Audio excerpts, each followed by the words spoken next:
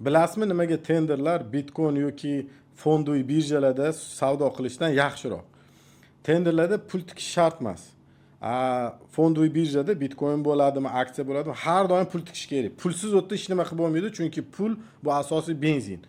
Pul tikyapsizmi, kuyish ehtimoli juda baland. Tender Forex'da mana ChatGPT'dan so'rang, internetda o'qing, 2% odam pul ko'taradi. 98% odam pulini yo'qotadi. Tenderlarda u ham oldi soatda savdo faqat mol yoki xizmatlar bilan, o'tda sal xizmat mehnat ko'proq, lekin o'tga pul tikish kerak emasda. O'tda pulsiz ham masalan sohani bilib, ishni boshlab boshqalarga xizmat ko'rsatsangiz, sekin-sekin aravez yurib ketadi. Men ham birinchi kelganimda shuna qilib pul topganman. Hech pul tikmaganman.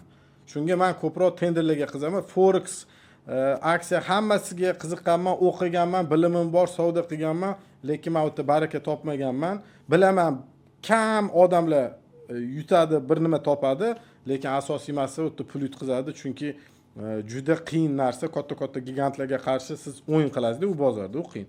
Tenderlarda ancha oson bunga qaraganda. Va tenderlarning bozori hali sus boshqalarga qaraganda. Masalan, Qozog'istonda juda rivojlangan. 10 ta odamni to'xtatib tender nima desangiz, kamida 4-5 tasi nimaligini biladi.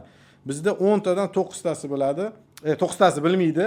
Bittasi sal tushunchaga ega. Hali davlatga kontrakt yutib nimadir sotish biz uchun hali sal nerealniy narsa. Ko'p odam bilmaydi. Hali kam, lekin vaqt soati bilan bu hali ko'payadi, rivojlanadi va hokazo.